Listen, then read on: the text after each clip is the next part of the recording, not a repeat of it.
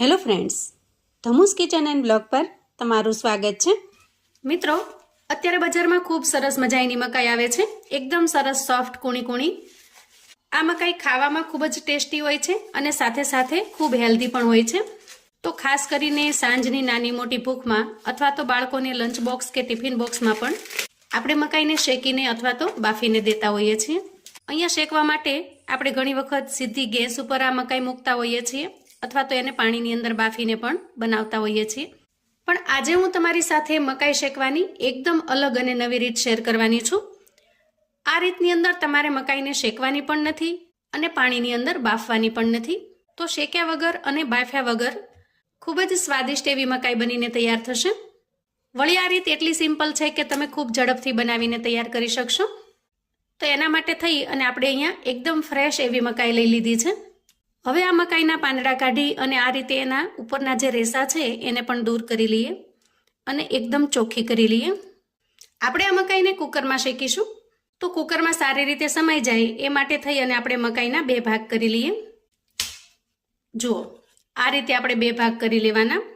આ રીતે ટુકડા કરી લેવાથી મકાઈને આપણે કુકરમાં સારી રીતે સેટ કરી શકીએ છીએ। હવે આપણે કુકર લઈશું। કુકરને ઓઇલથી અથવા તો ઘીથી ગ્રીસ કરી લેવાનું છે। હું અત્યારે ઘીનો ઉપયોગ કરી રહી છું, તમે અહીંયા ઘીની જગ્યાએ ઓઇલથી પણ ગ્રીસ કરી શકો છો।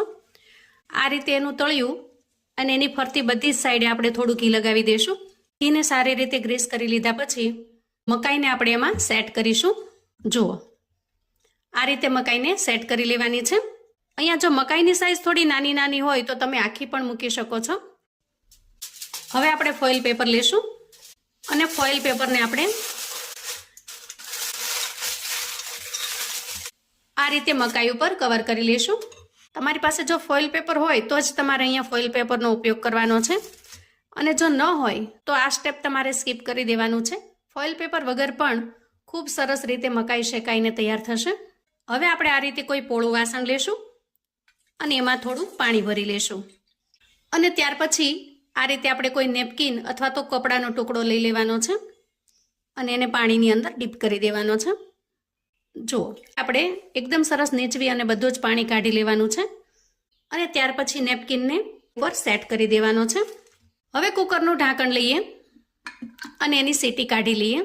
ત્યાર પછી આપણે ઢાંકણને ઢાંકી દઈએ। હવે આપણે કુકરને ગેસ પર મૂકીશું। અહીંયા ગેસ ઓન કરી અને કુકરને આપણે ગેસ પર મૂકી દીધું છે।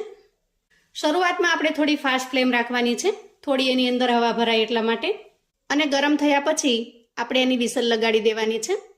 આ રીતે અંદાજે 6 થી 7 મિનિટ માટે આપણે કુકરને ગેસ પર રાખીશું અને વચ્ચે 2 થી 3 વખત આપણે આ રીતે ચલાવી લેવાનું છે। એમ કરવાથી મકાઈ નીચે ચોંટી નહીં જાય અને બધી જ સાઈડ પર સારી રીતે શેકાઈ જશે। હવે ગેસ ઉપર મકાઈ સારી રીતે બફાય છે ત્યાં સુધીમાં આપણે એના માટેનો એકદમ ટેસ્ટી એવો મસાલો તૈયાર કરી લઈએ। તો સૌથી પહેલા થોડું સ્વાદ પ્રમાણે મીઠું લઈશું અને અડધી ચમચી જેટલો ચાટ મસાલો લઈશું। અહીંયા તમે ચાટ મસાલાની જગ્યાએ આમચૂર પાવડર પણ લઈ શકો છો। હું અહીંયા સાથે સાથે થોડો આમચૂર પાવડર પણ ઉમેરી રહી છું કેમ કે એકદમ સરસ ચટપટો ટેસ્ટ આપણને મકાઈમાં ખૂબ સરસ લાગે છે। અને ત્યાર પછી પોણી ચમચી જેટલું આપણે અહીંયા મરચું ઉમેરીશું અને સારી રીતે મિક્સ કરી લઈશું। આ રીતે મસાલો બનાવી અને લીંબુથી આપણે એના ઉપર લગાવીશું। અહીંયા આપણો ચટપટો મસાલો બનીને તૈયાર થઈ ગયો છે। હવે અહીંયા અંદાજે 7 મિનિટ જેટલો સમય થયો છે। આ રીતે શેકવામાં ક્યારેક સીટી વાગે અને ક્યારેક ન પણ વાગે। આપણે માત્ર 6 થી 7 મિનિટનો સમયને ધ્યાનમાં રાખી અને મકાઈને શેકી લેવાની છે। તો અંદાજે 7 મિનિટ જેટલો સમય થયો છે અને ગેસની ફ્લેમને આપણે હવે બંધ કરીશું અને ત્યાર પછી કુકરનું ઢાંકણ ખોલી લઈએ। પછી આપણે નેપકિનને કાઢી લઈએ। કુકર અહીંયા થોડું ઠંડુ થઈ ગયું છે તો હાથની મદદથી આપણે ફોઇલ પેપરને દૂર કરી લઈએ। વાહ, જુઓ, એકદમ સરસ મકાઈ શેકાઈ ગઈ છે, હજી થોડી ગરમ છે। વાહ, જુઓ, પાણીમાં બાફ્યા વગર કે સગડીમાં શેક્યા વગર પણ એકદમ ટેસ્ટી એવી મકાઈ બફાઈને તૈયાર થઈ ગઈ છે। અહીંયા હું તમને એક દાણો તોડીને બતાવું। જુઓ, એકદમ સરસ બફાઈ ગઈ છે। આ રીતે શેકેલી મકાઈનો ટેસ્ટ તમને બાકીના બધા જ મકાઈના ટેસ્ટ કરતાં ખૂબ જ અલગ લાગે છે। એકદમ સરસ રીચ ફ્લેવર લાગે છે કેમ કે આપણે એને ઘીથી શેકેલી છે। હવે આપણે મકાઈ ઉપર સરસ મજાનો ચટપટો જે મસાલો બનાવીને તૈયાર રાખેલો છે એને લીંબુથી લગાવી દઈએ। જોતાં જ આપણને ખાવાનું મન થઈ જાય અને મોઢામાં પાણી આવી જાય એવી સરસ આ મકાઈ બનીને તૈયાર થઈ છે। જુઓ, એકદમ યમી તો કોઈ પણ જાતની ઝંઝટ વગર ફટાફટથી તમે કુકરની અંદર માત્ર 6 થી 7 મિનિટમાં આ રીતે એકદમ ટેસ્ટી એવી મકાઈ બનાવીને તૈયાર કરી શકો છો. આ રીતે શેકી લેવાથી ઉપર જે કાળું કાળું પડ થઈ જાય છે એવું બિલકુલ નહીં થાય, અને પાણીની અંદર બાફવાથી જે મકાઈ આખી પાણી થઈ જાય છે એવું પણ આમાં નહીં થાય. તો આ રીતે સવારે કે સાંજે અથવા તો બાળકોને લંચ બોક્સ કે ટિફિન બોક્સમાં પણ તમે ફટાફટથી મકાઈ શેકીને તૈયાર કરીને આપી શકો છો. આ માટે સતત એની પાછળ રહેવાની પણ બિલકુલ જરૂર નથી. આરામથી તમે કુકરની અંદર મૂકી દેશો એટલે ફટાફટથી 6 થી 7 મિનિટની અંદર મકાઈ બનીને તૈયાર થઈ જાય છે. અને વળી એનો ટેસ્ટ એટલો અમેઝિંગ છે કે તમે બાકીના જે 2 ટેસ્ટ છે બાફવાના અને શેકવાના એને ભૂલી જશો. તો મિત્રો છે ને મકાઈ શેકવાની એકદમ અલગ રીત, ત્યાર પછી મકાઈ શેકવાની બીજી રીત પણ જોઈ લઈએ. આ જે રીત છે એકદમ યુનિક અને અલગ છે. કદાચ તમે પહેલા ક્યારેય આ રીતે મકાઈને શેકીને તૈયાર નહીં કરી હોય. તો એના માટે સૌથી પહેલા ગેસ ઓન કરીશું અને ગેસ ઉપર આ રીતે કોઈ સ્ટેન્ડ અથવા તો તમારી પાસે જો જાળી હોય તો જાળીને સેટ કરીશું. અને ત્યાર પછી ગેસની ફ્લેમને એકદમ ફાસ્ટ કરી મકાઈને આપણે એના પર શેકી લેવાની છે. અહીંયા જો તમારી પાસે કોઈ પણ પ્રકારનું સ્ટેન્ડ અવેલેબલ ન હોય તો તમે સીધી ગેસ ઉપર પણ શેકી શકો છો. જો એ રીતે સીધી શેકવી હોય તો ગેસની ફ્લેમને મીડિયમ રાખવાની. આ રીતે બિલકુલ છોતરા કાઢ્યા વગર છોતરાની સાથે જ આપણે ગેસની ઉપર મકાઈને શેકી લઈશું. તો મોટાભાગે શું થતું હોય કે આપણે જ્યારે પણ મકાઈને શેકવી હોય તો આપણે એની ઉપરના જે છોતરા છે એને દૂર કરી લેતા હોઈએ અને ત્યાર પછી આ રીતે કોઈ સ્ટેન્ડ કે જાળી ઉપર મૂકીને શેકતા હોઈએ અથવા તો સીધી ગેસની ફ્લેમ ઉપર શેકતા હોઈએ. અને જો સગડી કે ચૂલો હોય તો સગડી કે ચૂલાની અંદર શેકતા હોઈએ. પણ મુખ્ય વાત એ છે કે આપણે હંમેશા મકાઈને શેકતી વખતે એની ઉપરના જે છાલા છે એને દૂર કરી લેતા હોઈએ. પણ આજે જે હું રીત બતાવું છું ને એ રીત તમે ક્યારેય કદાચ પહેલા ટ્રાય નહીં કરી હોય, પણ ખૂબ જ સરળ છે, એકદમ સરળ. અને એનાથી ખરેખર એકદમ અમેઝિંગ રીતે મકાઈ શેકાઈને તૈયાર થશે. જાણે આપણે ચૂલા ઉપર શેકેલી હોય એવી સરસ મજાની સોંધી સુગંધ આવે છે.